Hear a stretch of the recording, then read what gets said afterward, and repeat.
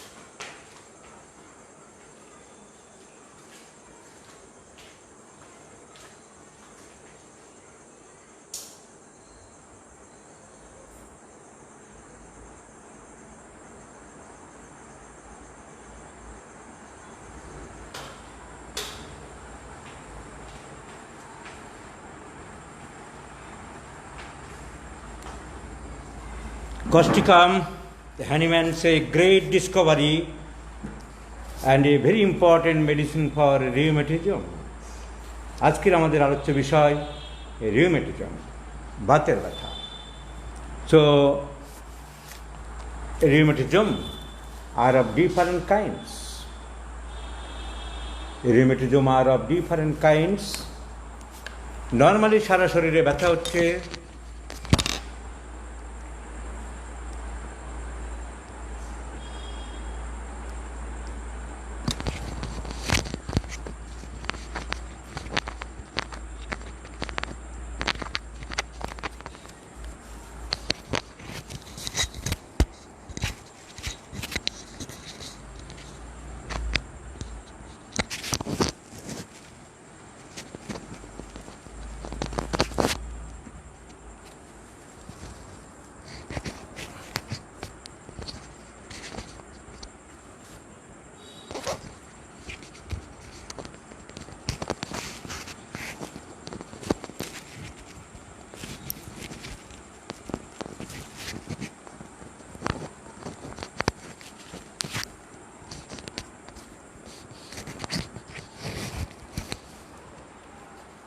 Is the sound is clear, my friends? Is the sound is clear?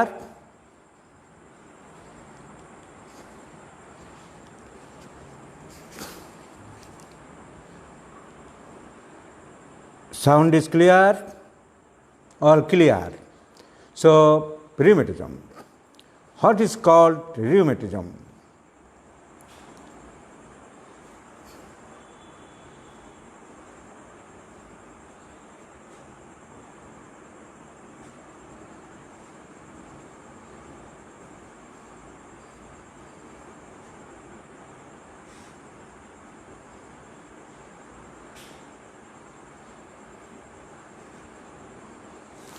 So rheumatism কাকে বলবো আমরা?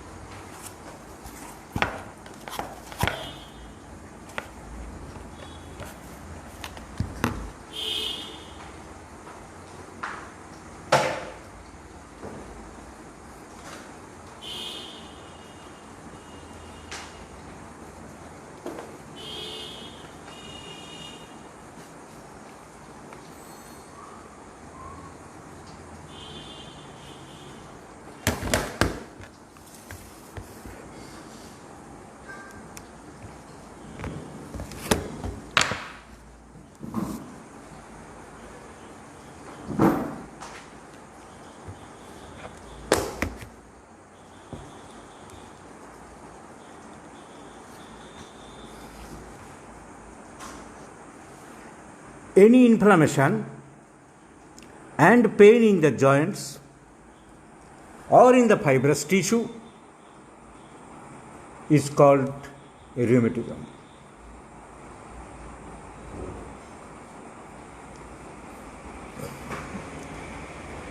শরীরের joint যখন ফুলে যায়, ব্যথা হয়, মাসেল যখন ব্যথা হয়, muscular pain, so pain in the muscles or in the joints is known as rheumatism. বাতের ব্যথা, Baat. Normally simple pain, muscular rheumatism. যখন নর্মালি মাসেলগুলোতে খুব ব্যথা হচ্ছে, that is known as muscular rheumatism.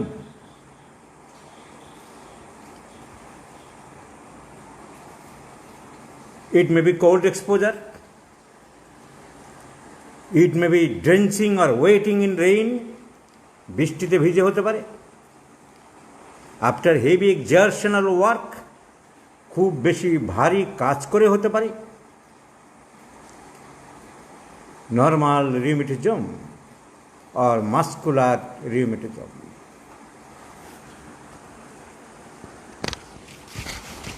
Normal rheumatism or muscular rheumatism.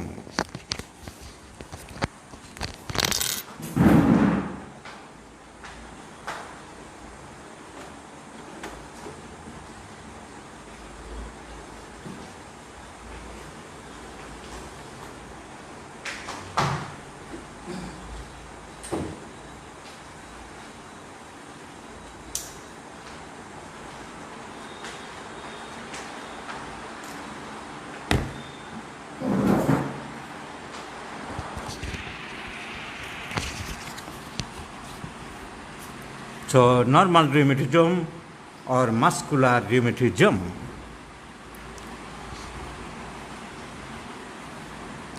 So sound is clear, my friends? Is the sound is clear? So this is the simple rheumatism, muscular rheumatism. Kintu another variety of rheumatism which is dangerous to the body.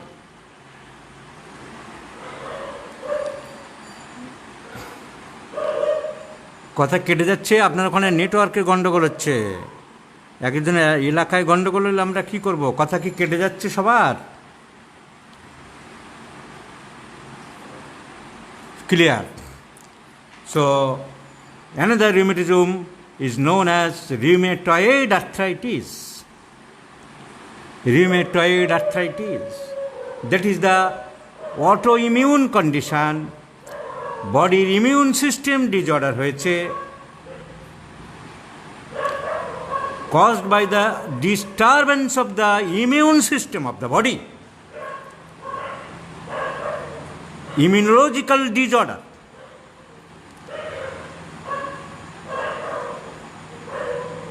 Causes deformity of the joints, pain in the joints, swelling in the joints, that is called rheumatoid arthritis. That is called rheumatoid arthritis.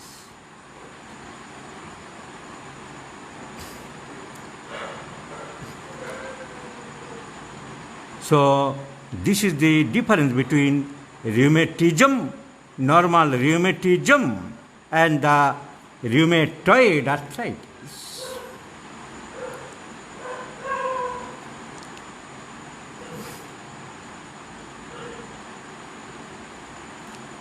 Now there are other kinds of rheumatism. Spondyloarthritis,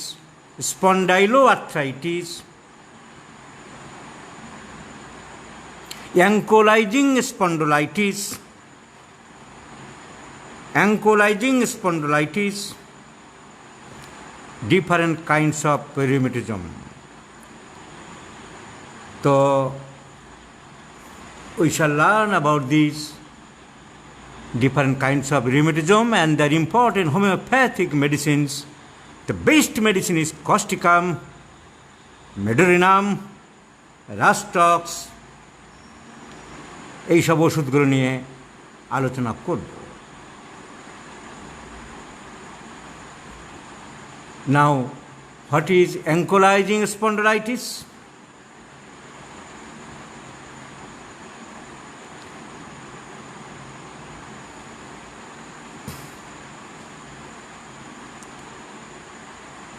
spine, শরীরের স্পাইনগুলো যখন effect করে,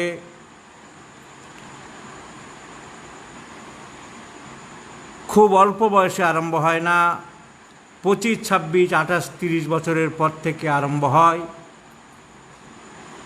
flexibility of the spine is reduced. স্পাইনটা শক্ত হয়ে যায়, পিঠের sheet দ্বারা শক্ত হয়ে যায়, মুভমেন্ট করা যায় না। তাদের মুভমেন্ট করানো যায় না, তাহলে লম্বা বাঁশের মতন শক্ত হয়ে থাকে, তাই একে বলা হয় bamboo spine. So ankylosing spondylitis, তার মেইন সিমটম হলো স্পাইন ক্যান নট বি ফ্লেক্সড। ফ্লেক্সড, সামনের দিকে বাঁকানো যায় না। ক্যান নট বি এক্সটেন্ড, পিছন দিকে হেলানো যায় না।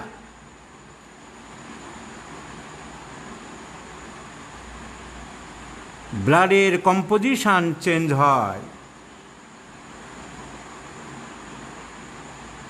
So pain and stiffness of the cervical muscles in the back muscles, ঘাড়ে এবং পিঠে প্রচণ্ড ব্যথা, খুবই কষ্ট পায় এবং সামনে পিছনে কোনো মুভমেন্ট করা যায় না।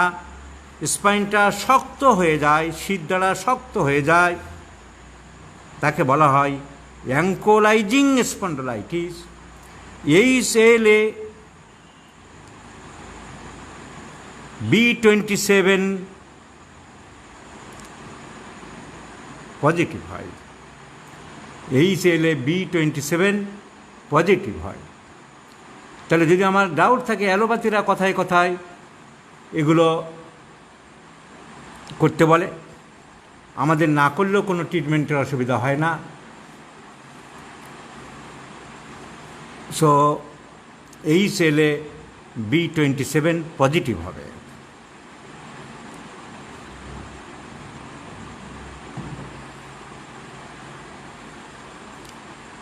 Spondyloarthritis. What is spondyloarthritis? There is osteophyte formation.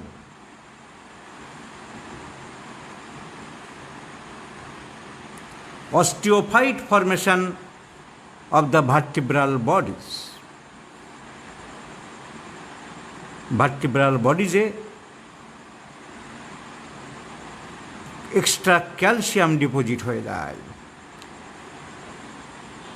ওখান থেকে নার্ভ বেরিয়ে গেছে, সেই নার্ভে চাপ পড়ে যাচ্ছে।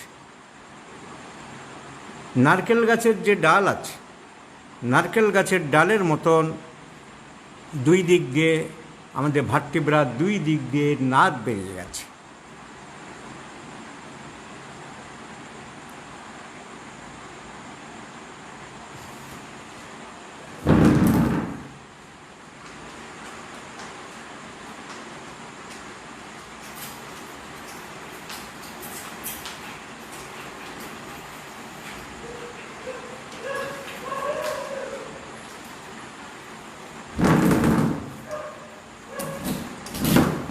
এই ভার্টিব্রাল যে কালাম,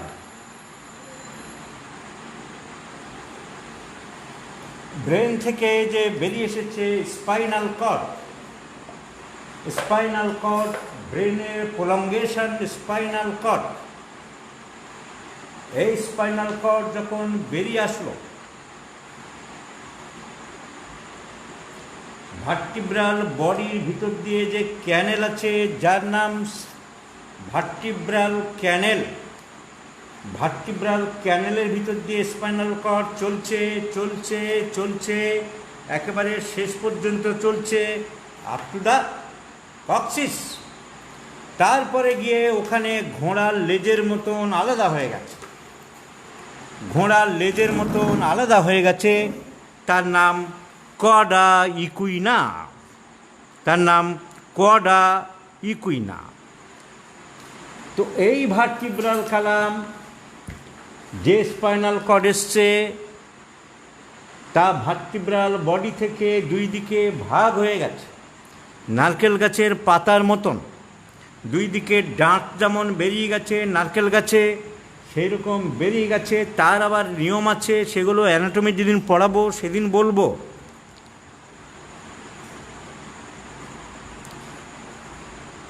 এইখান থেকে কিভাবে তৈরি হয়েছে, একটা rami, anterior rami, posterior rami, দুটো উপরের ভার্টিব্রার একটা, নিচের ভার্টিব্রার একটা, দুই দিক দিয়ে দুটো বেরিয়ে গেছে, দুটো নার্ভ বেরিয়ে গিয়ে জুড়ে গেছে, জুড়ে গিয়ে একটা নার্ভ বেরিয়ে হয়েছে, একটা জাল তৈরি হয়েছে, নেট তৈরি হয়েছে, তার নাম নার্ভাস নার্ভ প্লেক্সাস, তাকে বলা হয় নার্ভ প্লেক্সাস। তো এইখানে সার্ভাইকাল রিজিয়ানে, সার্ভাইকাল 7, 8, থোরাসিক 1, এইসব জায়গায় তৈরি হয়েছে, যেখান থেকে হাতের দিকে নার্ভগুলো বেরিয়ে গেছে। ওই প্লেক্সাসের নাম হচ্ছে ব্রেকিয়াল প্লেক্সাস, ওই প্লেক্সাসের নাম হচ্ছে brachial plexus. So brachial plexus, তার আবার পোস্টিরিয়ার, মিডিয়াল, ল্যাটারাল এসব নার্ভ পার্টস আছে। ওখান থেকে নার্ভ বেরিয়ে গেছে, medial nerve, medial cutaneous nerve of the arm, medial cutaneous nerve of the forearm, radial nerve, ulnar nerve, suprascapular nerve, infrascapular nerve. মাথা গুলিয়ে যাবে এখন। তাহলে মেন হলো ঘাড়ের এখানে ব্রেকিয়াল প্লেক্সাস, ব্রেকিয়াল প্লেক্সাস। আর লাম্বার রিজিয়ানে এসে আবার ওই রকম একটা প্লেক্সাস তৈরি হয়েছে, তার নাম লাম্বার প্লেক্সাস। এই লাম্বার প্লেক্সাস থেকে বেরিয়ে গেছে নিচের বড় নার্ভ, পিছন দিক দিয়ে বেরিয়ে গেছে, তার নাম সাইটিক নার্ভ। এই যে মাসেলগুলো গ্লুটিয়াল রিজিয়ানে থাকে, গ্লুটিয়াল রিজিয়ানে যে মাসেলগুলো থাকে যেখানে আমরা বসি, এখান দিয়ে নার্ভটা বেরিয়ে গেছে, তার নাম সাইটিক নার্ভ। পিছন দিক দিয়ে বেরিয়ে গেছে সাইটিক নার্ভ। বডির পায়ের পায়ের পায়ের পায়ের পায়ের পায়ের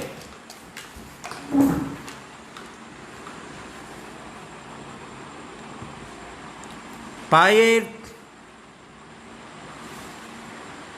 মিডিয়াল সাইড বডির ভিতরের দিকে যে বেরিয়ে গেছে, ওই প্লেক্সাস থেকে নার্ভ এসছে, বডির বেঁকে ভিতরের দিকে চলে গেছে, তার নাম অবটিউরেটর নার্ভ। আর সামনের দিক দিয়ে যে নার্ভ চলে এসছে তার নাম ফিমোরাল নার্ভ। তাহলে আমি কি বললাম?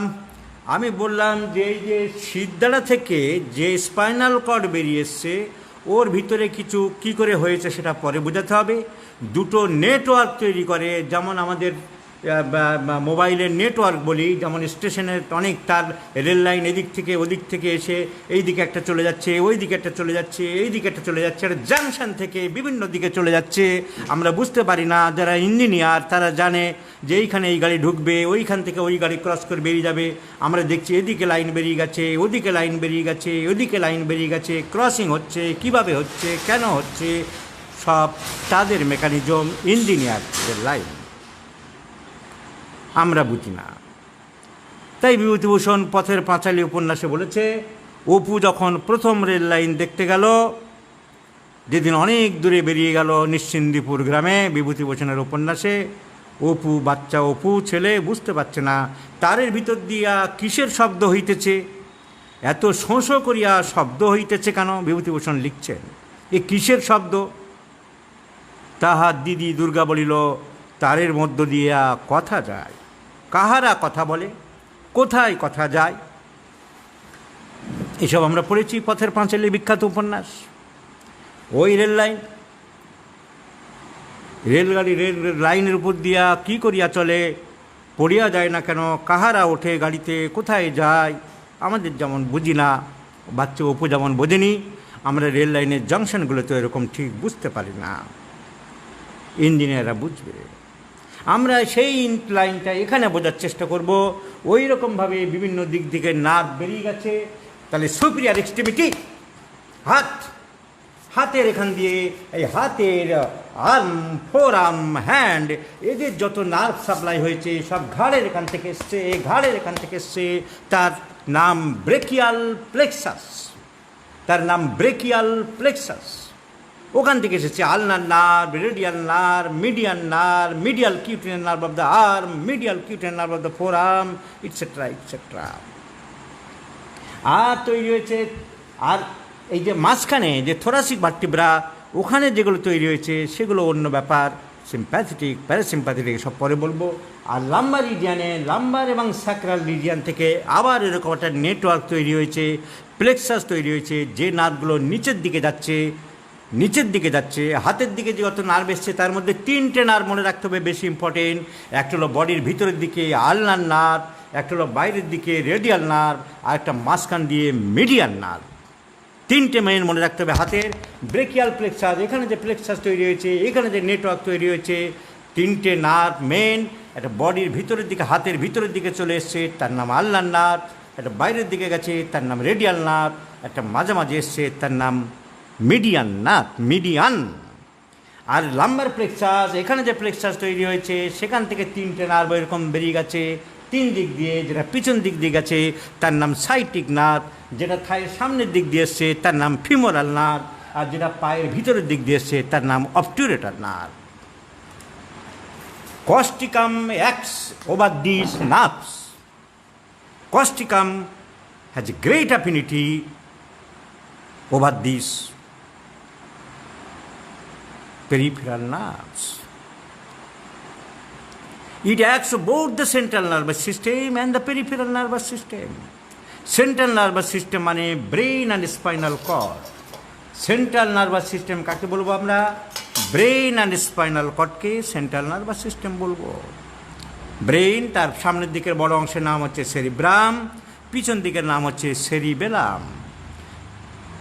যে মেয়েদের মাথায় অনেক চুল আছে, যারা একটা খোঁপা করে, সেইটা মনে রাখলে আমরা মনে করব যে বড় পুরো মাথাটা কালো চুলে ঢাকা তার নাম সেরিব্রাম, আর যে খোঁপা বাঁধে তার নাম সেরিবেলাম। এখন কথা হচ্ছে সেরিব্রাম সামনে না সেরিবেলাম সামনে, গুলিয়ে যায় অনেকে।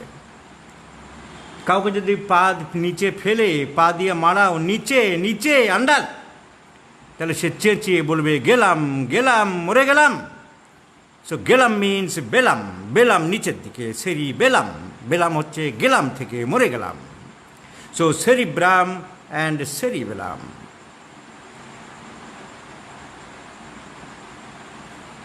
সো তারপরে যে নার্ভ বেরিয়ে এসছে স্পাইনাল কর্ড, ভিতর দিয়ে বেরিয়ে এসেছে।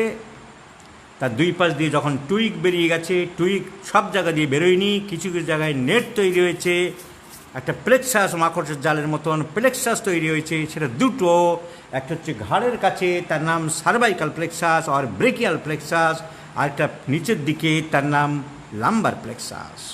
সার্ভাইকাল প্লেক্সাসের থেকে 3টে নার্ভ জুড়ে জুড়ে, অ্যান্টিরিয়র রেমাই, পোস্টিরিয়র রেমাই, সার্ভাইকাল 7, থোরাসিক 1, এগুলো বললে এখন গন্ডগোল হবে। জুড়ে জুড়ে হাতের দিকে চলে এসছে radial nerve, ulnar nerve and median nerve. পায়ের দিকে গেছে 3টে, পায়ের থায়ের পিছন দিক দিয়ে গেছে। পিছন দিকে কী কী মাসেল ছিল, ওই মাসেলগুলোর ভিতর দিয়ে গেছে মাসেল গ্লুটিয়াল রিজিয়ান, একদম বাইরে বাইরে যেখানে আমরা বসি যে মাসেলগুলো, তার নাম gluteus maximus, gluteus medius, gluteus minimus, gemellus superior, gemellus inferior, piriformis, obturator internus and obturator externus. এই মাসেলগুলোর উপর দিয়ে গিয়ে থাই মাসেলে গেছে। থাই, থাইয়ের পিছন দিকে আছে 3টে মাসেল, তার নাম হচ্ছে biceps femoris, semimembranosus and semitendinosus. তাহলে গ্লুটাল রিজিয়নের 9টা মাসেল, আর পোস্টিরিয়র পার্ট থাইয়ের পিছন দিকে 3টে মাসেল। এই 12টা মাসেলের মাঝখান দিয়ে ঢুকছে সাইটিক নার্ভ। চলে আসলো হাঁটুর জয়েন্ট, যে জয়েন্ট তার পিছনে, যার নাম পবলিটিয়াল ফসা। এই পবলিটিয়াল ফসা কিন্তু কেন্টের রেপার্টরিতে হলো অফ দ্য নি লেখা আছে। তুমি পবলিটিয়াল ফসায় কোনো টিউমার হয়েছে বা কোনো পেন বা কোনো প্রবলেম রেপার্টরিতে দেখতে গেলে, তখনকার দিনে পবলিটিয়াল ফসা মনে হয় নাম হয়নি, হলো অফ নি, সেটা নি লেখা আছে, নির পরে হলো। আর এই গ্লুটেল রিজিয়নকে লেখা আছে নেটস, NATES, নেটস, মনে রাখতে হবে। সো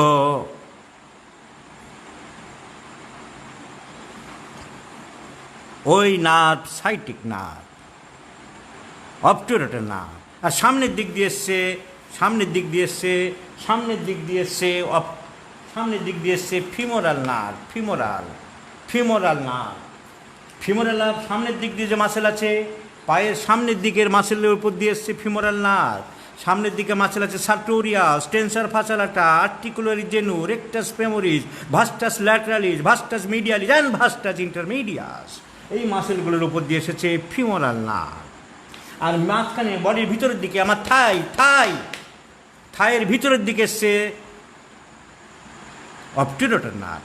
ওখানে মাসেল আছে gracilis, adductor magnus, adductor brevis, adductor longus and pectineus. তাহলে এই সব মাসেলে যখন পেন হবে, রিউমেটিক পেন হবে, নার্ভ যদি অ্যাটাক করে থাকে, আমরা সিমটম পাই causticum is a great important medicine. Causticum, all types of rheumatism. রুগীর চাপ ছিল বন্ধুরা, আমি একটু বিশ্রাম করতে গিয়ে করেছিলাম, ঘুমিয়ে পড়েছিলাম, সো টায়ার্ড, ফলে আমার টিফিন করা হয়নি। এখন আমি টিফিন করতে করতে একটু কথা বলবো, তাই ক্যামেরাটা ঘুরিয়ে দিচ্ছি।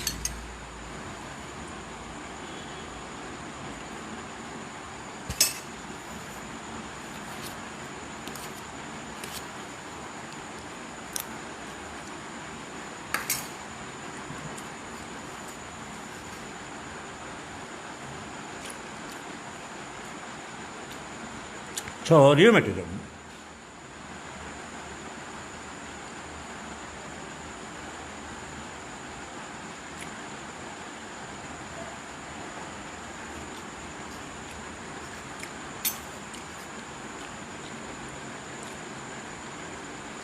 Now, another degenerative arthritis.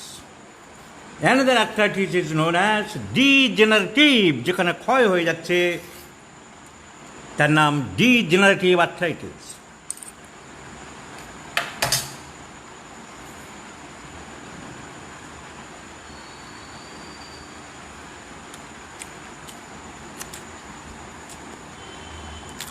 Body degenerative arthritis দুই রকম।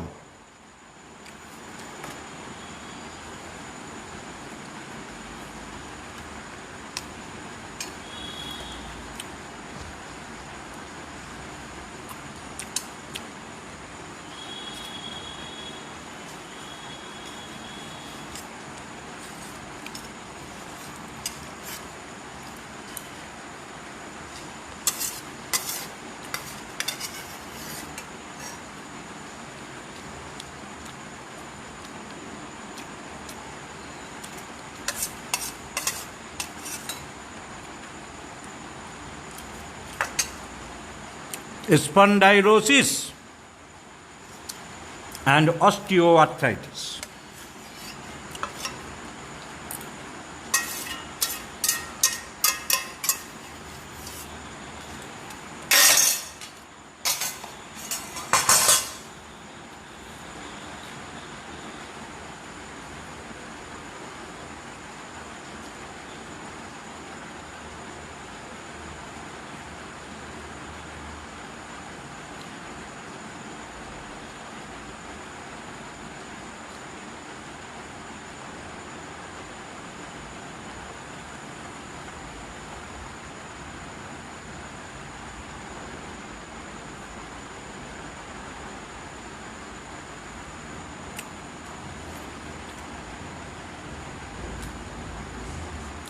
Okay, friend, I have come.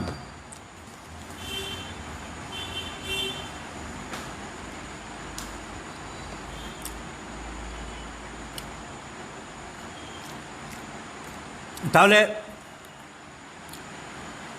আর্থ্রাইটিসকে আমরা একটা বলতে পারি normal common arthritis, rheumatic arthritis. Rheumatic arthritis, deformative deformative arthritis, যেখানে জয়েন্টগুলো বেন্ড হয়ে যাচ্ছে, শক্ত হয়ে যাচ্ছে, কাটিলেজ শক্ত হয়ে যাচ্ছে, রিউমেটয়েড আর্থ্রাইটিস, ইএসআর বেড়ে যাবে, সি রিঅ্যাক্টিভ প্রোটিন বেড়ে যাবে, রিউমেটিক ফ্যাক্টর পজিটিভ হবে। সো ডিফর্মেটিভ আর্থ্রাইটিস ডিফর্ম করে দেয়, জয়েন্ট ডিফর্ম, কুকড়ে যাচ্ছে, শুয়ে যাচ্ছে, যখন দেখছো ব্যথায় উঠতে পারছে না, আঙুলগুলো বেঁকে যাচ্ছে, রিস্ট জয়েন্টগুলো বেঁকে যাচ্ছে, তোমাকে বুঝতে হবে the person is suffering from rheumatoid, ট অন্তস্থ একা ড, rheumatoid arthritis, very difficult to cure. ভেবো না যে আর্নিকা দিয়ে সারিয়ে দেবো, হাইপেরিকাম দিয়ে, ও ঠিক আছে এই হয়েছে, আমার হাইপেরিকাম পড়েছি, ফেসবুকে বন্ধুরা লিখেছে, মারবো সালা 2 ডোজ না একদম ভ্যানিশ করে দেবো। No no no no no no no no, it is a systemic disease, you won't be able to cure so easily. It is systemic disease. Immune responding disease, immune system disordering disease. তুমি অত সহজে সারাতে পারবে না, challenge নিও না, guarantee নিও না। যেখানে চ্যালেঞ্জ নাও সেখানে নাও, যেখানে নিতে পারবে না নিতে যেও না। আমার ক্ষমতা অনুযায়ী আমাকে চ্যালেঞ্জ নিতে হবে। রিউমেটয়েড আর্থ্রাইটিস সারানো খুবই মুশকিল, because it is not the localised disease. হাতে মনে হচ্ছে, পায়ের জয়েন্টে মনে হচ্ছে, but no no no no no local cause. The cause is in the system, the cause is in the body, the pathology is within the organism, immune responsing system. তাই যেখানে challenge not, আমরা আস্তে আস্তে improve করতে পারি, রাতারাতি সারাতে পারবো না। তাই তোমাকে রোগ ডায়াগনোসিস করার দরকার। অনেকে বলে যে আমাদের রোগ ডায়াগনোসিস করার দরকার নেই, অর্গানন পড়ে মাত করে দেবো, ক্রনিক ডিজিজ পড়ে মাত করে দেবো। আমি শুধু বলি যে অর্গানন ক্রনিক ডিজিজ, হ্যানিম্যান কিছু কথা বলে গেছে, ভালো কথা। প্রচুর কচকচানি আর সময় নষ্ট না করে প্র্যাকটিস অফ মেডিসিন পড়ো। হ্যানিম্যানের যুগ থেকে বিজ্ঞান অনেক এগিয়ে গেছে। ডিজিজ সম্বন্ধে জানতে হবে, কোন ডিজিজ সারাতে পারবো, কোন ডিজিজ কী কারণে হয়, কোন ডিজিজ সারাতে পারবো না, কোন ডিজিজের প্যাথোলজি কী, কোন ডিজিজের ম্যানেজমেন্ট কী, কোন ডিজিজের প্রগনোসিস কী। তোমাকে আমি বাঁচাতে পারবো না, এই সহজ সত্য কথাটা আমি বলতে পারবো না আমার প্র্যাকটিস অফ মেডিসিনের নলেজ না থাকলে। আমি অর্গানন পড়ে আর পুরানো দিনের হোমিওপ্যাথির কিছু বই পড়ে বললো সব সারিয়ে দেবো, ও রোগ সারে না, ওরও বাচ্চা বাঁচে না। কিছু করার নেই, আমি জানি না। আমি পুরানো দিনের কিছু বাংলা বই, এই হাতুড়ে ডাক্তারদের কিছু বই পড়ে সব সারিয়ে দেবো, সব সারানো যায় না, সব চ্যালেঞ্জ নেওয়া যায় না।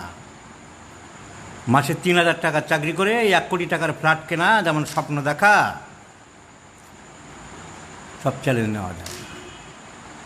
অলরাউন্ডার রবীন বর্মনকে যেমন চ্যালেঞ্জ নেওয়া যায় না। জানতে গেলে তার 40 বছর ধরে যেমন পড়াশোনা করেছে প্রতিটা সাবজেক্ট, যেখানে কলকাতা, দিল্লি, বোম্বের সবাই বুক ফুলে বলতে পারে this is the only person extempore any subject any topic বলার ক্ষমতা রাখে, তাকে তোমরা চ্যালেঞ্জ নিতে পারো না। লেজে গোবরে হতে হবে।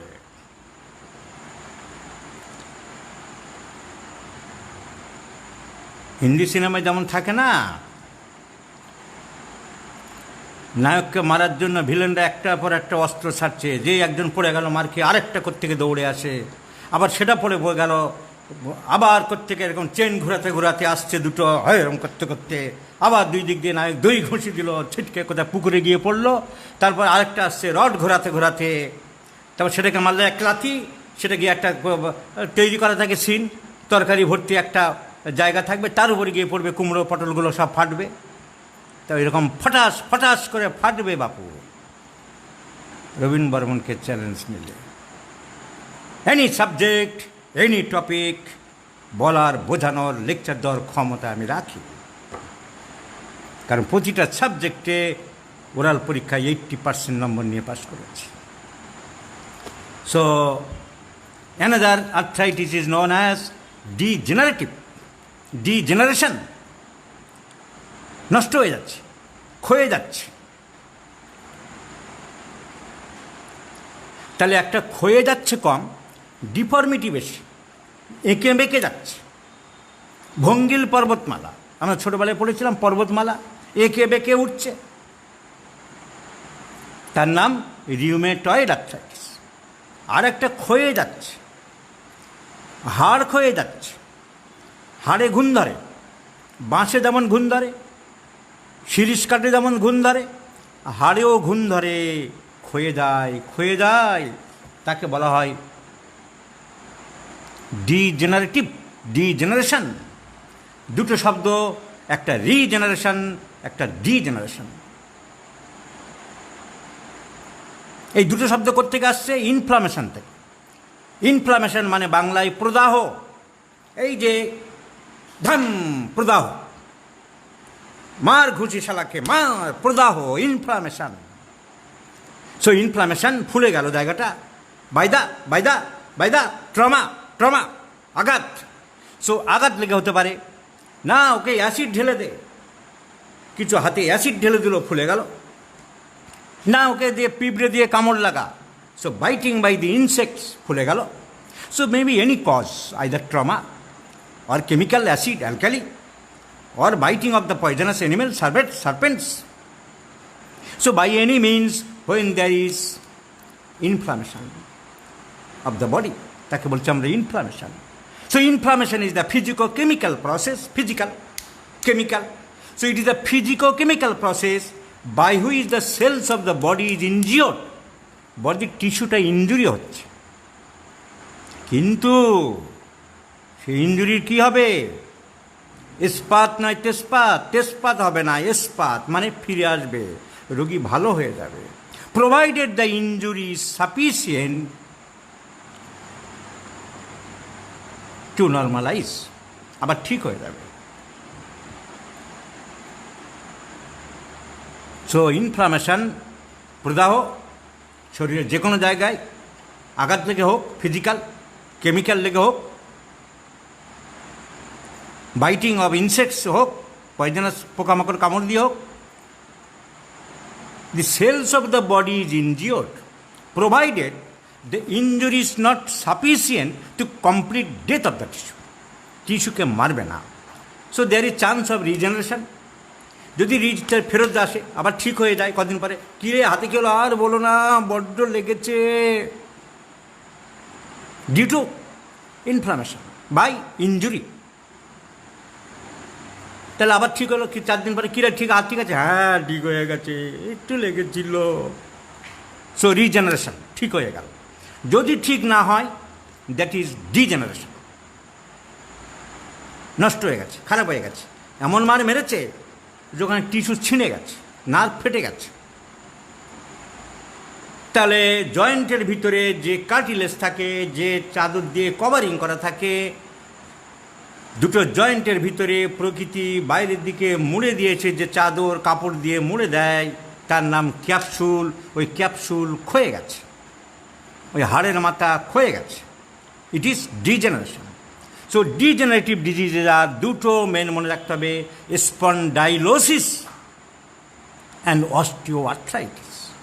হাড়ের ওখানে যদি ক্যাপসুলটা ক্ষয়ে যায়, তাকে বলবো আমরা স্পন্ডাইলোসিস। সরি, এই ফোন এসছে, ডিস্টার্ব করে।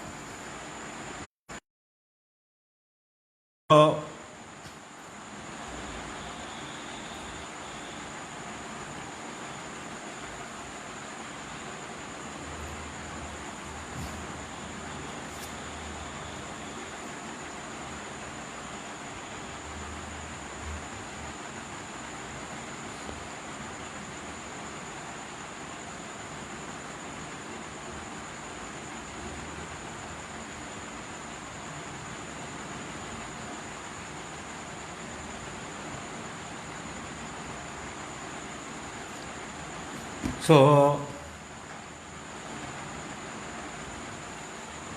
ক্ষয়ে যাচ্ছে ক্ষয়ে যাচ্ছে।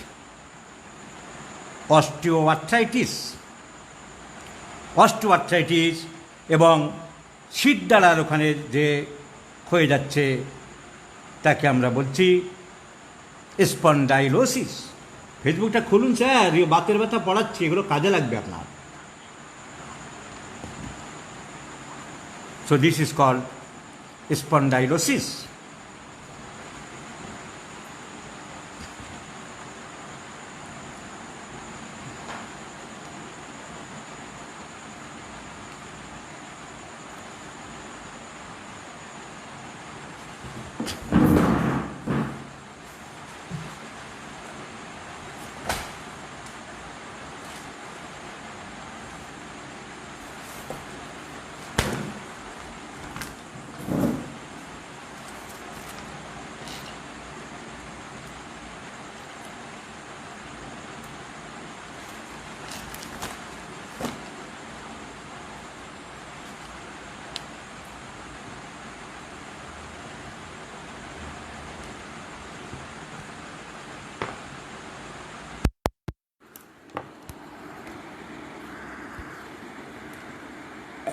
ক্যাপসুল, কোনো জয়েন্টের মধ্যে এরকম মোটা কাপড় দিয়ে যখন জুড়ে রাখা হয় জয়েন্টটাকে, একে বলা হয় ক্যাপসুল। শুধু ক্যাপসুল এবং হাড়ের মাথায় যে ঘুণ ধরে গেছে, ক্ষয়ে গেছে, ফুটো ফুটো দেখা যাচ্ছে, হাড় এরকম ক্ষয়ে যায়, একে বলা হয় ডিজেনারেটিভ। একে বলা হয় ডিজেনারেটিভ প্রসেস।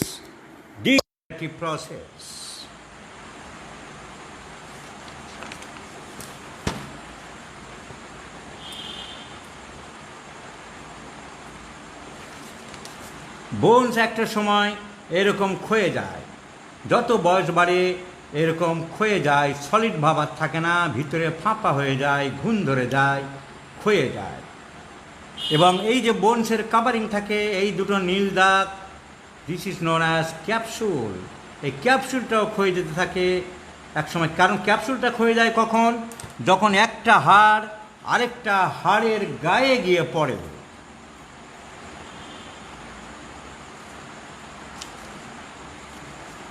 আর আমি যে প্লেক্সাসের কথা বলছিলাম, শিরদাঁড়ায়, এই যে এইসব জায়গা দিয়ে দুটো ভার্টিব্রার মাঝখান দিয়ে পাশ দিয়ে নার্ভ বেরোয়। এই দুটো ভার্টিব্রার পাশ দিয়ে নার্ভ বেরোয়, নারকেল গাছের ডালের মতো।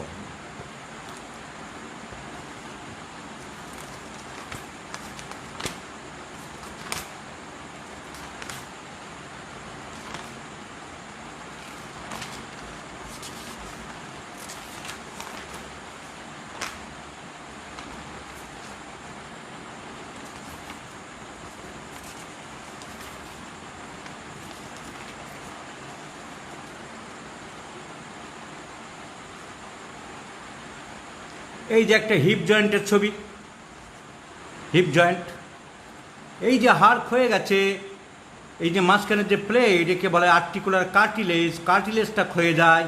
ক্ষয়ে গেলে কী হচ্ছে, এই দুটো হাড়ের মাঝখানে একটা পার্টিশন থাকে, সাপোর্টের কাজ করে। কিন্তু এই যদি ক্ষয়ে যায় তাহলে এই হাড়ের গায়ে ডাইরেক্ট পড়ে যাচ্ছে, সেক্ষেত্রে ব্যথা আরম্ভ হবে। It is called osteoarthritis, degeneration of the articular cartilage.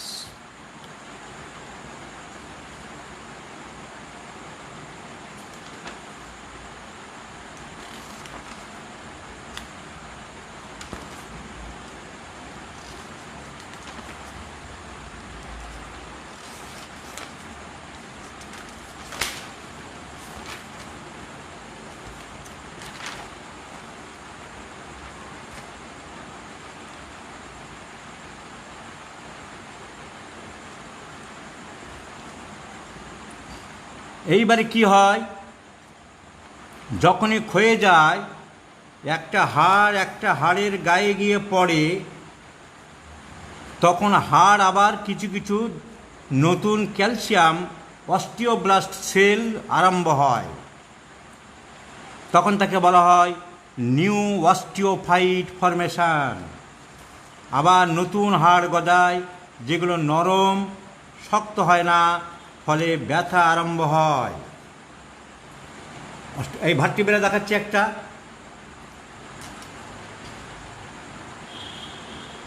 এই যে দুটো ভার্টিব্রা হাড়ের মাঝখানে এই যে ডিস্ক প্লেট, তাহলে এই প্লেট একটা সময় ক্ষয়ে যায়, ক্ষয়ে গেলে একটা হাড় তখন এর গায়ে আরেকটা পড়ে যাবে।